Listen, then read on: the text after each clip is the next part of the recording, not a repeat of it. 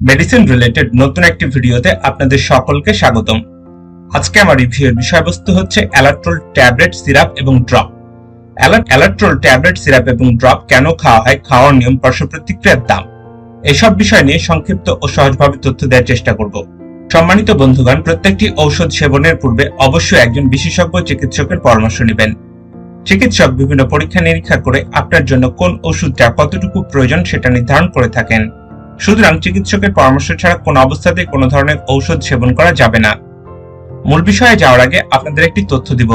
বাংলাদেশের স্বনামধন্য হাসপাতাল, ডায়াগনস্টিক সেন্টার এবং ক্লিনিকের ডাক্তারের তথ্য এবং তাদের সিরিয়াল বা অ্যাপয়েন্টমেন্ট কিভাবে পাবেন সে বিষয়ক একটি ইউটিউব চ্যানেলের লিংক ডেসক্রিপশন বক্সে দেওয়া আছে, আপনারা চাইলে ভিজিট করতে পারেন। চলুন এবার মূল বিষয়ে যাওয়া যাক। অ্যালাট্রোল ট্যাবলেট এর জেনারিক নাম বা গ্রুপের নাম হচ্ছে সেট্রাজিন হাইড্রোক্লোরাইড।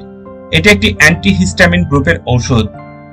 অ্যালাট্রোল 10mg ট্যাবলেটের দাম 3 টাকা, সিরাপের দাম 30 টাকা এবং বাচ্চাদের ড্রপের দাম 25 টাকা। Square Pharmaceuticals Limited Alatrol tablet syrup এবং ড্রপ বাজারজাত করে থাকে। এখন আমরা জানবো অ্যালাট্রোল ট্যাবলেট সিরাপ এবং ড্রপ কেন খাওয়া হয় বা কোন কোন রোগের ক্ষেত্রে এই ওষুধটি ব্যবহার করা হয়ে থাকে সে বিষয় সম্পর্কে।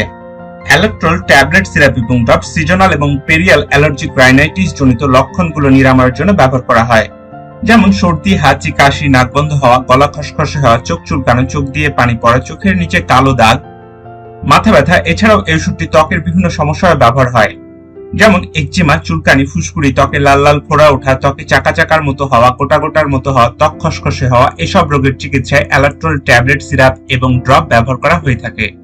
মাত্রা বা খাওয়ার নিয়ম: প্রাপ্তবয়স্ক বা 6 বছর ঊর্ধ্বে রোগীদের ক্ষেত্রে একটি ট্যাবলেট দিনে একবার বা 2 চামচ সিরাপ দিনে একবার অথবা 1 চামচ সিরাপ দিনে 2 বার।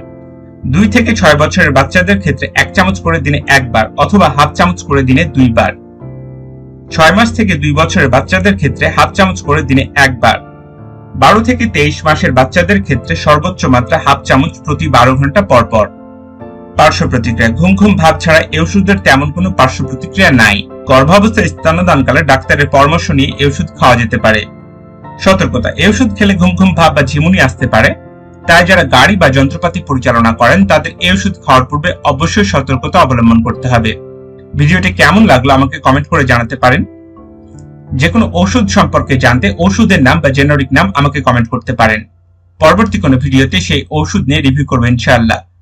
আজকের ভিডিও এ পর্যন্তই ছিল। ভিডিওটি ভালো লাগলে চ্যানেলটি সাবস্ক্রাইব করবেন, পাশাপাশি লাইক শেয়ার দিতে ভুলবেন না। সবার সুস্থতা কামনা করে এখানেই শেষ করছি। আসসালামু আলাইকুম।